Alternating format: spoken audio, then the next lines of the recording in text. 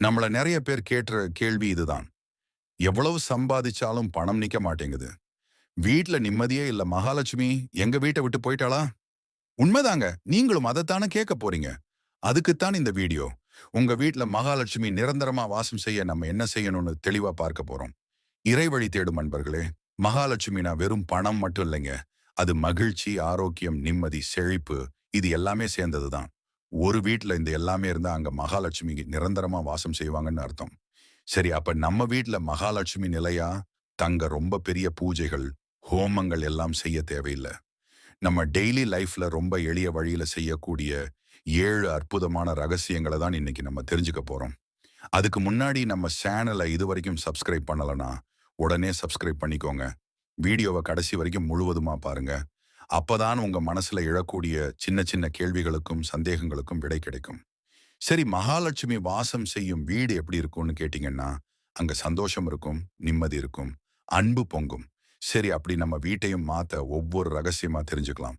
இப்ப வாங்க முதல் ரகசியத்துக்கு போலாம். ரகசியம் ஒண்ணு, வீட்ல தூய்மை தான் முதல் செல்வம். முதல் விஷயம், எங்க வீட்ல சுத்தமா இல்லன்னா, மகாலட்சுமி வரமாட்டாங்களான்னு கேட்றீங்களா? கரெக்ட்டா கேட்டீங்க. மகாலட்சுமிக்கு ரொம்ப ரொம்ப புடிச்சது சுத்தம் மற்றும் தூய்மை தான். எங்க வீட்ல காசு இல்லைங்க, நான் எப்படி சுத்தமா வச்சுக்க முடியும்னு சொல்லக்கூடாதுங்க. கையில காசு இருந்தா தான் சுத்தம் பண்ண முடியும்னு இல்ல. உங்க வீடு எப்பவுமே சுத்தமா, வெளிச்சமா இருக்கணும்.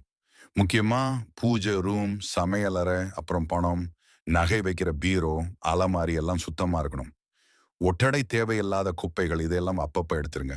இந்த அசுத்தம் இருந்தா நெகட்டிவ் எனர்ஜி தான் வீட்ல சுத்தம். மகாலட்சுமிக்கு அதெல்லாம் பிடிக்காது. வீடு சுத்தமா இருந்தா மனசும் சுத்தமாகும், நல்ல எண்ணங்கள் வரும். மகாலட்சுமி தானா தேடி வருவாங்க.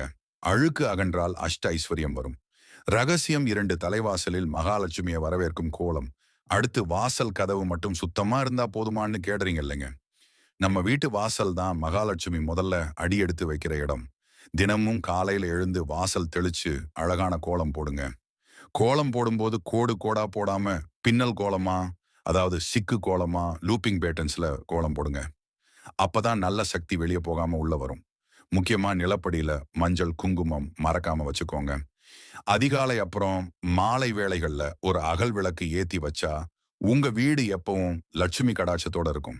முடிஞ்சா நிலைகளுக்கு வெள்ளிக்கிழமைகளிலையும் பண்டிகை தினங்களிலையும் மாவளை தோரணங்கள் கட்டலாம். வாசல் தெளிந்தால் வாழ்வு செழிக்கும். ரகசியம் 3 தீபம், ஏற்றல்